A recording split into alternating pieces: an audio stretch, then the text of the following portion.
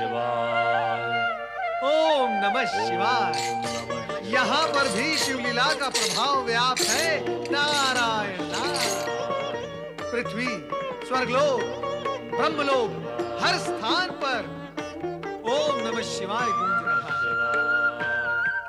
परंतु ऐसे में परमपिता ब्रह्मा जी की समाधि को भंग करना क्या उचित होगा? चलो नारद। बस तुम जैसा धैर्यवान भी यदि धैर्य खो बैठा है तो जो मूल रूप से अधीर है उनकी ऐसी स्थिति में क्या गति होती होगी? परमपिता आप? तुम हमसे मिलने ब्रह्मलोक तक आए हो तो हमारी समाधि भंग होने तक तुम्हें धैर्यपूर्वक प्रतीक्षा भी करनी चाहिए। क्षमा करें परमपिता, मैंने आपका ध्यान भंग करना उचित नहीं समझा, क्योंकि मुझे इस बात का ज्ञान नहीं था कि आप समाधि में कब तक लीन रहेंगे। तो तुम लौट कर जा रहे थे नारद? क्या करता माता, आप दोनों ध्यान में लीन थे। पर नारद का ब्रह्मलोक में आकर बिना समाचार दिए और बिना चर्चा किए इस प्रकार लौट जाना क्या चर्चा का विषय नहीं बन जाएगा? क्या सुनने वाले आश्चर्य नहीं करेंगे? इसमें आश्चर्य कैसा माता? आश्चर्य है। तुम्हें लौट जाने में आश्चर्य प्रतीत नहीं हो रहा है? किसी को समझो नारद, आज तक घटित सत्य को भी जानो। माता, मैं कुछ समझ नहीं रहा हूँ। सरल सा सत्य नहीं समझ रहे हो? तुम जब जब ब्रह्मलोक में प्रकट होते हो तब तब कोई पवित्र व लोक कल्याणकारी उद्देश्य को लेकर ही आते हो। उद्देश्य को पूर्ण किए बिना तो कभी तुम लौटे ही नहीं हो। तो फिर आज कुछ कहे सुने बिना ही लौटे जा रहे थे। ये अचानक ऐसा परिवर्तन तुम में कैसे हुआ नारद? हमारी शिवाराधना को भंग न करके नारद ने उचित ही किया है देवी। कहो नारद, किस उद्देश्य से आए थे? आपको तो ज्ञात है परमपिता कि भगवान भोलेनाथ कैलाश का त्याग कर सहसा कहीं जाते नहीं, परंतु इस समय ऐसे अदृश्य हुए कि कहीं भी नहीं मिले। हे परमपिता, अब आप ही बताएं कि शिवशंकर कहाँ गए होंगे? नारद, शिव तो सृष्टि के कण कण में व्याप्त हैं। सच्चा भक्त उन्हें अपने हृदय के मंदिर में पा लेता है।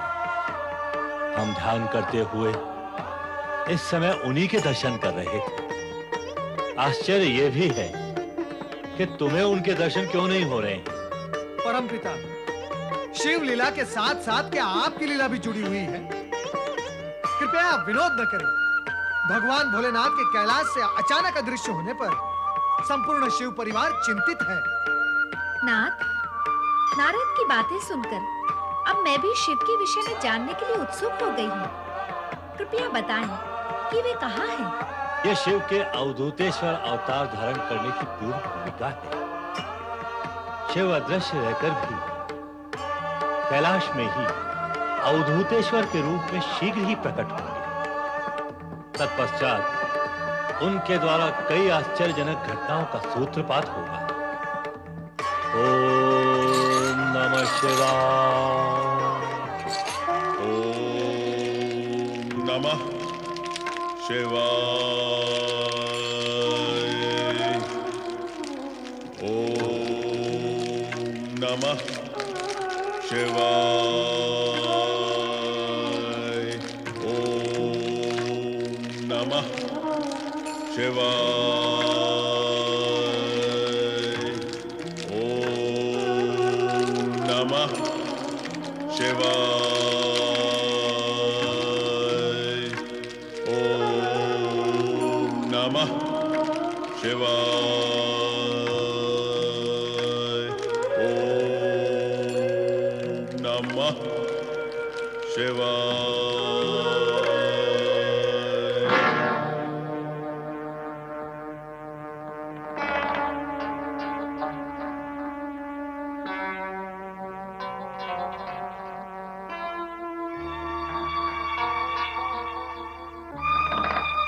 पवन देव,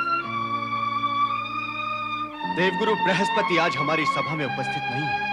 क्यों? देवराज, मैं भी उनकी अनुपस्थिति से आश्चर्यचकित हूँ।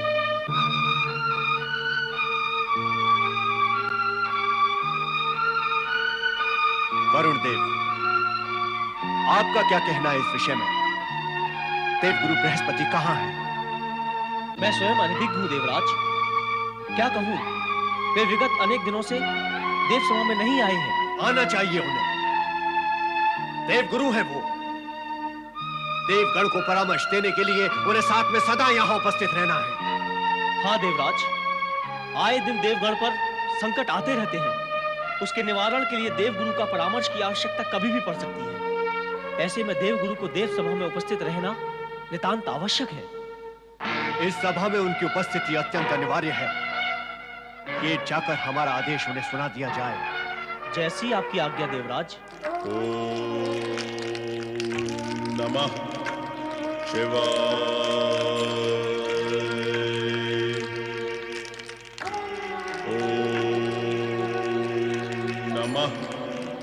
शिवाय। ओम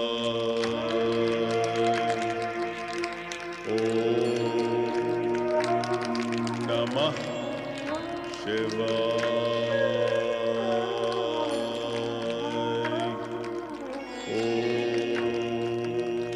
नमः शिवाय।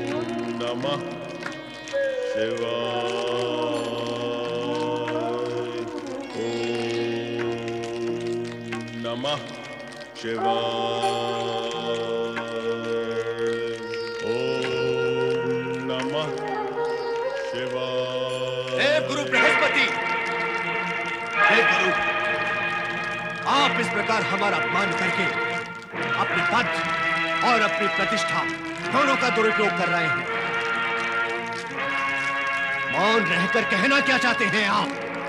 देवराज,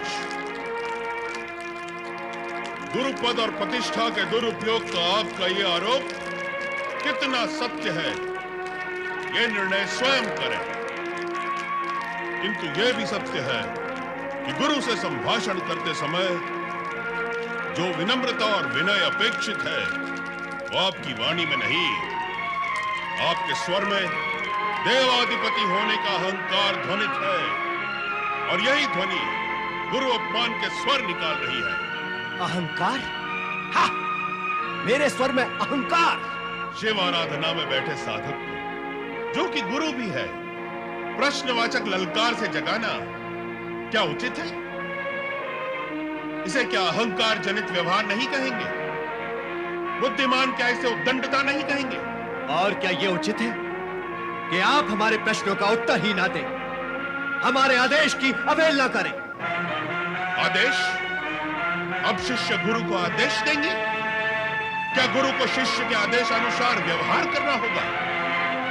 अनीति का पक्ष लेकर पापाचार और अनाचार के प्रचार को क्यों बढ़ावा दे रहे हैं देवराज?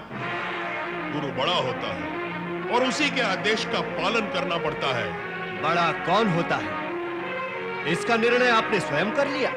गुरु शिष्य में किसका स्थान ऊंचा होता है, यदि आप मुझे यह समझाने लगे तो आपको यह भी समझाना होगा कि पिता और पुत्र में बड़ा कौन है।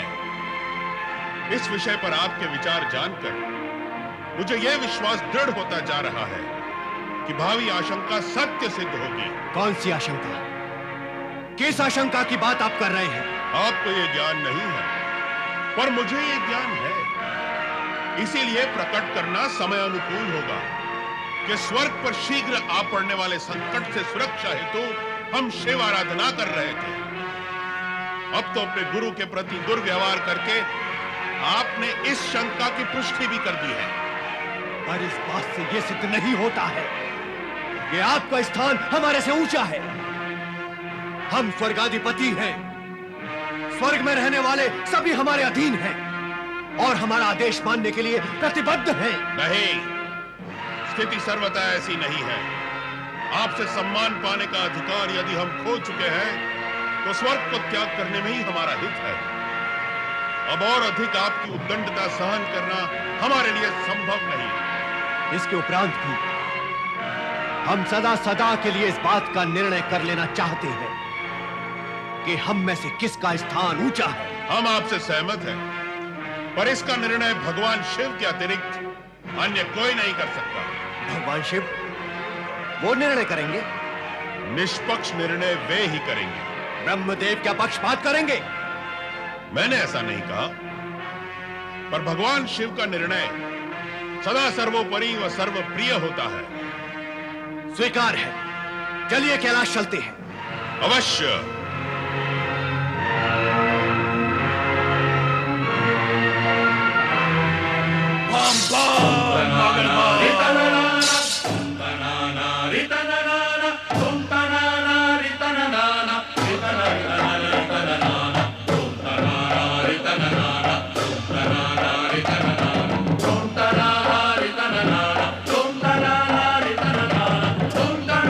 भगवान शिव के दर्शन करना चाहते हैं। हट जाओ हमारे मार्ग से। ये तो बताओ कि तुम हो कौन? हमने कैलाश पर इससे पूर्व ऐसे नंग धड़ंग प्राणी को कभी नहीं देखा। जानते नहीं हो कि हम कौन हैं? हम हैं देवराज इंद्र और यह है देवगुरु बृहस्पति। बताओ कि शिव अपने समाधि स्थल पर हैं अथवा नहीं? हम दोनों उनके दर्शन करने के लिए आए हैं।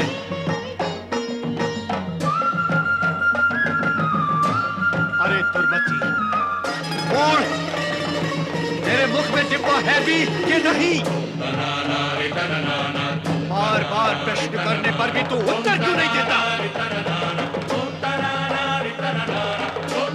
इतने समय से तूने मेरा मार्ग अपना कारण भी नहीं बताता है, मुख से कुछ बोलता भी नहीं है। मैं तुझे इस गदा से इसी समय यही समाप्त कर देता हूं। ओम।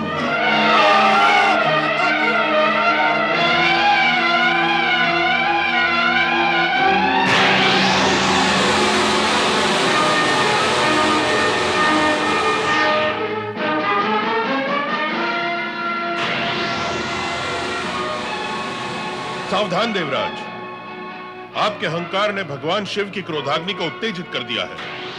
इनसे क्षमा मांगकर इनके क्रोध को शांत करें। भगवान मुझे क्षमा करें। भगवान मुझे क्षमा करें। भगवान मुझे क्षमा करें। दीन रक्षक दीनानाथ महादेव, इंद्र आपके चरणों में नतमस्तक है। इसका अपराध क्षमा करें और अग्नि समेट ले भगवान, अन्यथा आपके ललाट से निकली हुई अग्नि इंद्र को जलाकर भस्म कर देगी।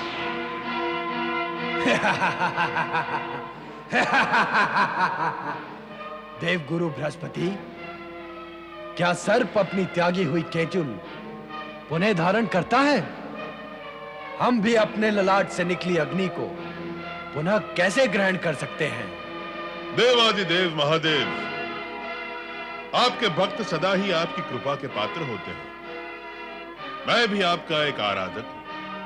मेरी प्रार्थना स्वीकार करें और मेरे शिष्य इंद्र को क्षमादान करें। उसकी रक्षा करें भगवान। बम बम मगड़ बम।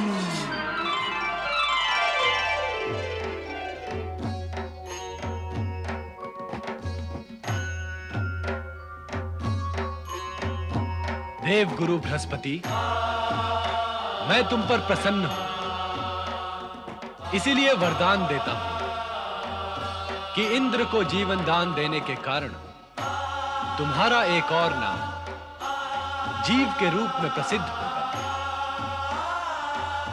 मेरे ललाट से निकली ज्वाला देवराज को अवश्य भस्म कर देगी, इसीलिए मैं उसे दूर छोड़ रहा हूं।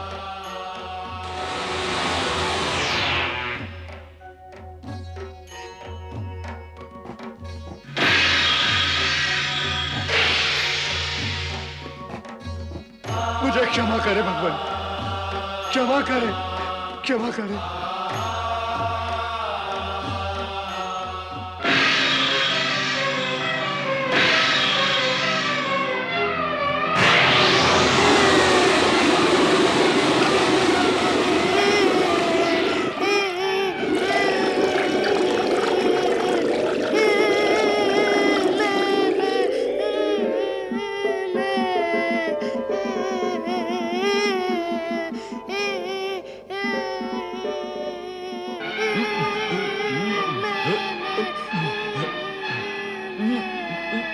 ब्रह्मदेव, ब्रह्मदेव मेरी रक्षा करे इस बलशाली बालक से, मेरी रक्षा करे ब्रह्मदेव, ब्रह्मदेव मेरी रक्षा करे, मेरी रक्षा करे ब्रह्मदेव। भयभीत न हो समुद्रदेव, ये बालक मुझे दे दे।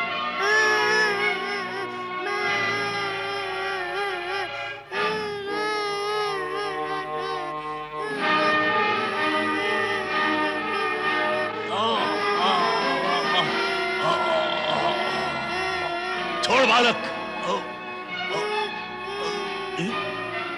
शुक्राचार्य, दैत्य गुरु शुक्राचार्य।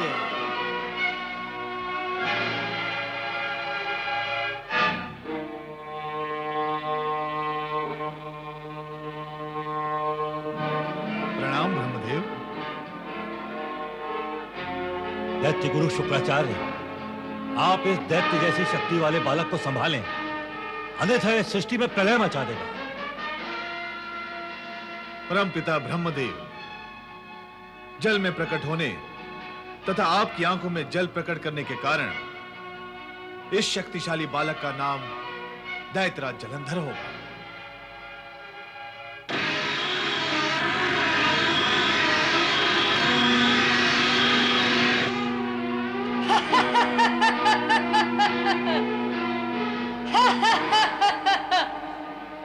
दैत्य शिरोमणि जलंधर, तुम दैत्यों के सम्राट बनकर उत्पन्न हुए हो। हाँ दैत्य गुरु शुक्राचार्य, जलंधर को दैत्यों का सम्राट बनाकर इसे उचित स्थान प्रदान करें। समुद्र देव, आपका यह पुत्र जलंधर अब त्रिलोक पर राज करेगा। हाँ। आओ मेरे साथ। विधि ने यदि विधान में यही लिखा है तो ऐसा ही होगा। देवराज इंद्र की जय, देवगुरु बृहस्पति की जय, देवराज इंद्र की जय, देवगुरु बृहस्पति की जय, देवराज इंद्र की जय, देवगुरु बृहस्पति की जय। आसन ग्रहण करें गुरुदेव।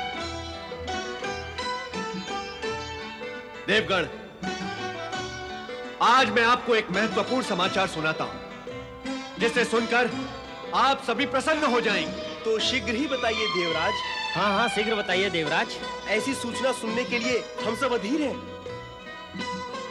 देवगुरु बृहस्पति से हमारे मतभेद होने के उपरांत भी इन्होंने हमारे प्राणों की रक्षा की। देवगुरु बृहस्पति की जय। पर देवराज, आपके प्राणों पर संकट आया कैसे? रक्षा करने का प्रसंग उपस्थित हुआ कैसे? और रक्षा की किससे?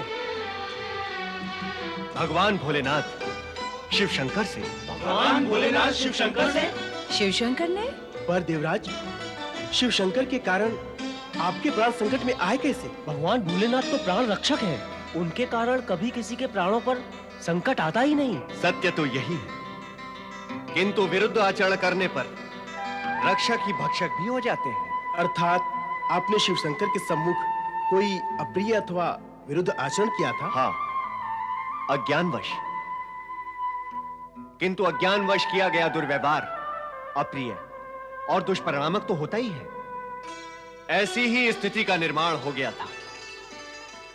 ऐसे में यदि देवगुरु बृहस्पति ने हमारी रक्षा ना की होती तो शिव शंकर हमें भस्म कर डालते। शिव प्रकोप से बचना अथवा रक्षा करना भी सरल कार्य नहीं है, किंतु शिव आराधना के कारण भगवान शिव ने हमारी प्रार्थना स्वीकार कर ली और देवराज को भयमुक्त किया है।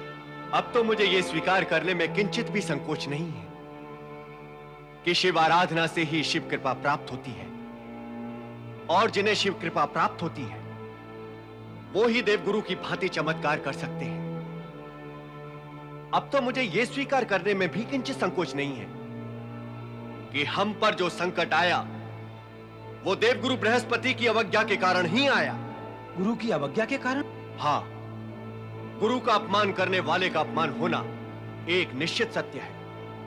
इसका कटु अनुभव हमें हुआ है, हम इसके प्रत्यक्ष प्रमाण हैं। इतने पर भी देवगुरु ने अपने मतभेदों का ध्यान ना रखते हुए अपना गुरु कर्तव्य निभाया। हमने क्या किया है देवराज? जो भी हुआ है शिव कृपा से हुआ है। शिव कृपा मुझ पर नहीं, आप पर थी। मैंने स्वयं को आपसे ऊंचे स्थान का अधिकारी समझा, आपका अपमान किया, इसीलिए भगवान शिव मुझसे रुष्ट हुए। किंतु आपके मन में भेद नहीं था, इसीलिए आपने सारे मतभेद बुलाकर शिव कृपा का हमें लाभ देकर हमारे प्राणों की रक्षा की। गुरुदेव, इसके लिए मैं आपका सदा ही आभारी रहूंगा। देवगुरु बृहस्पति की जय। गुरुदेव की जय हो, गुरुदेव की जय हो, गुरुदेव की जय हो, गुरुदेव की जय हो। आयुष्मान भव पुत्र। ये लो, ये गदा है जलंधर, इसे ऐसे पकड़ो। शत्रु पर जब वार करना हो तो उसकी शक्ति को पहचानो, पहचानो कि वो कितना बलशाली है। अब तुम मुझे मारोगे, यहां मारो, यहां मारो। अब मैं तुम्हें मारता हूं, तुम्हारे शीश पर मारता हूं, संभालो। अति उत्तम, अति उत्तम। अब तुम मुझे मारते हुए आगे बढ़ोगे, मारो मुझे।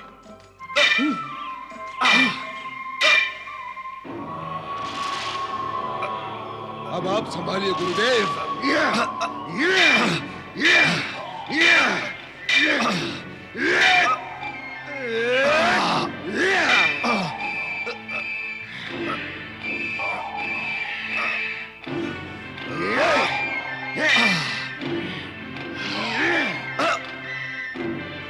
धन्यवाद जलंधर, गदा युद्ध में अब तुम निपुण हो गए।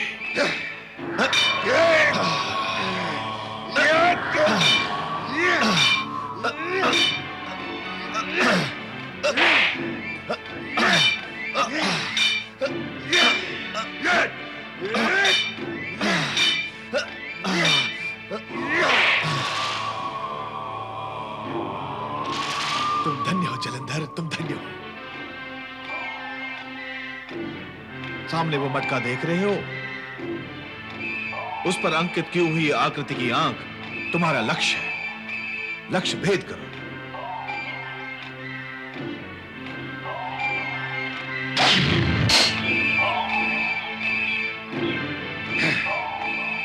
जलंधर, ये वायु अस्त्र है, मंत्र पढ़कर सिद्धि करो।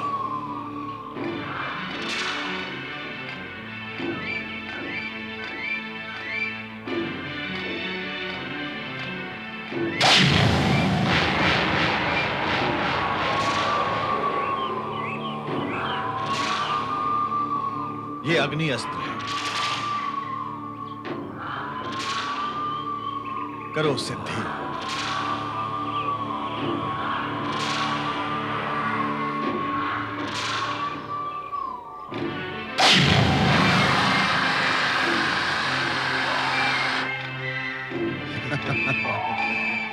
ये मेघास्त्र है, करो जल की वर्षा।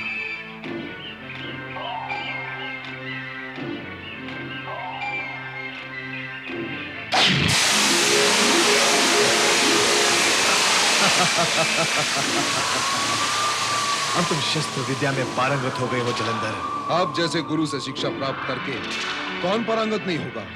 अब शीघ्र ही तुम्हारी विजय यात्रा आरंभ होगी जलंधर। देवर्षि का स्वागत है। पधारे देवर्षि। देव ऋषि के आगमन से वातावरण आनंदमय हो गया। देवगुरु स्वर्ग का वातावरण आनंदमय तो अवश्य हो गया, किंतु पृथ्वी पर एक नया संकट आ गया है। कैसा संकट देवर्षि? देवराज, आपने गुरु की महिमा को समझा, यह तो मंगलकारी हुआ, परंतु आपके द्वारा अवधूत के प्रति किए गए दुर्व्यवहार के कारण अवधूतेश्वर को जलंधर नामक भयानक दैत्यराज को उत्पन्न करने के लिए विवश होना पड़ा। दैत्यराज? जलंधर? हाँ देवराज, दैत्य गुरु शुक्राचार्य ने उसे तीनों लोकों का अधिपति बनने की प्रेरणा दी है। अब वो उनकी प्रेरणा से शीघ्र ही स्वर्ग पर आक्रमण करेगा।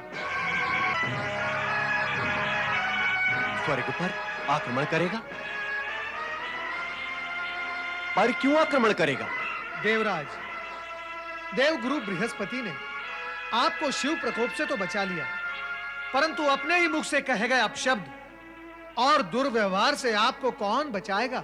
परंतु देवर्षि, वो प्रसंग तो समाप्त हो गया है ना? नारायण नारायण, आपको लगता है कि प्रसंग समाप्त हो गया है, किंतु विधि के विधान में ऐसा नहीं होता देवराज।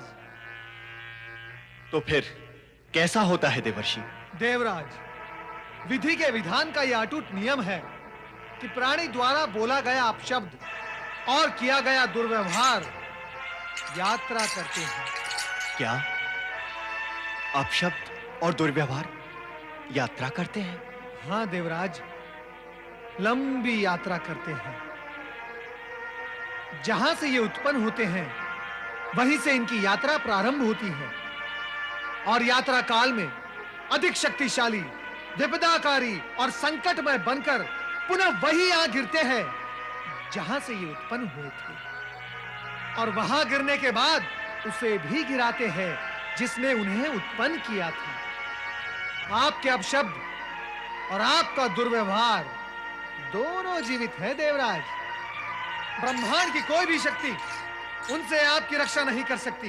वो रूप बदल कर आएंगे, अवश्य आएंगे। अतः आप सावधान रहे देवराज।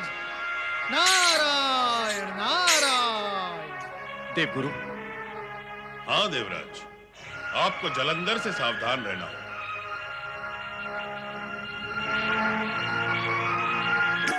नारायण नारायण, श्रीमन नारायण नारायण नारायण, नारायण नारायण नारायण, नारायण नारायण नारायण। नारद, देवताओं के मंगल के लिए भाग दौड़ कर रहे हो, किंतु ये सब व्यर्थ होगा। समझ लो, देवताओं की कुशल नहीं है। देवताओं की चिंता तुम न करो राहु। तुम तो मुझे ये बताओ, बिना धड़ के तुम्हें अपनी चिंता नहीं होती क्या? किसी दिन इस मुंडी के भी दो भाग हो सकते हैं, किसी देवता के हाथों। तुम भूल रहे हो नारद, मैं अमृत पान कर चुका हूं। मैं अमर हूं, मेरा कोई कुछ भी अहित नहीं कर सकता। इससे अधिक अहित क्या हो सकता है राहु? बिना धड़ के मुंडी लिए भटकते रहते हो इधर उधर। क्या लाभ हुआ अमृतपान से? अब तुम मेरी चिंता छोड़कर अपने देवताओं की चिंता करो नारद। हमारा दैत्य राज जलंधर उनके लिए कुछ भी शेष नहीं रहने देगा। बुद्धि और विवेक का अंश न तुम में है न तुम्हारे दैत्य राज जलंधर में है। तुम दोनों को यह ज्ञान है कि भगवान भोलेनाथ और श्रीहरि विष्णु का संरक्षण देवताओं को प्राप्त है, फिर भी अज्ञानियों की भांति व्यवहार करते हो। नारायण नारायण। यदि तुम्हारे दैत्यराज जलंधर ने अनुचित आचरण किया तो निश्चित रूप से वही होगा जो सदा से होता आया है। क्या होगा? असुरों का विनाश और देवताओं की विजय। नारायण नारायण। जलंधर, मेरे पास अस्त्र शस्त्र संबंधी जो भी ज्ञान था वो मैंने तुम्हें दे दिया। मेरा ज्ञान, तुम्हारा महाबल और चतुराई अब तुम्हें जगत विजेता बनाने में समर्थ है। जलंधर, मेरी इच्छा के अपने बाहुबल से तुम तीनों लोगों पर अधिकार प्राप्त कर त्रिलोकनाथ को। मैं आपकी और अपने दोनों की इच्छा पूर्ण करूंगा गुरुदेव।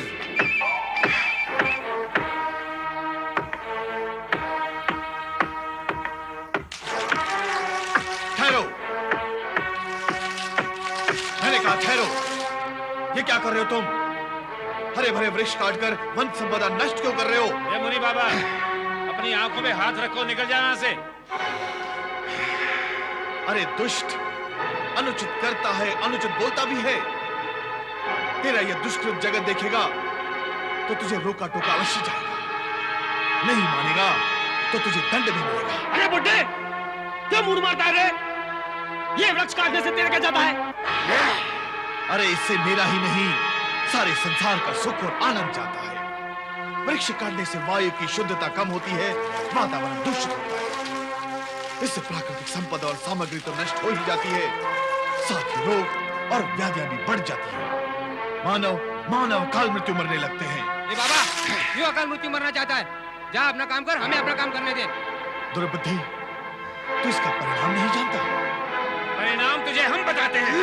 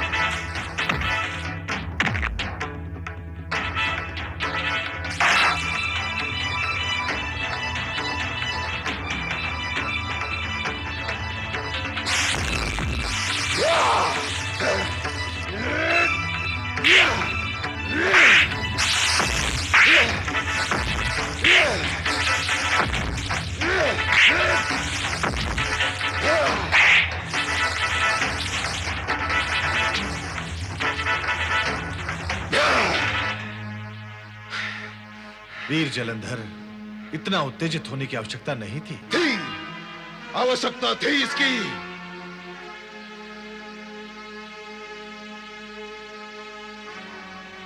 थी गुरुदेव, इसकी आवश्यकता थी। जिसने मुझे नया जीवन दिया, उसके जीवन पर आंच आएगी तो क्या मैं खड़ा खड़ा देखता रहूंगा? नहीं, कदापि नहीं गुरुदेव। जो मेरे गुरुदेव का अपमान करेगा, मैं उसके जीवन का विराम ही कर दूंगा। हाँ गुरुदेव। मेरे ही द्वारा आयोजित परीक्षा में जलंधर सफल हो गया।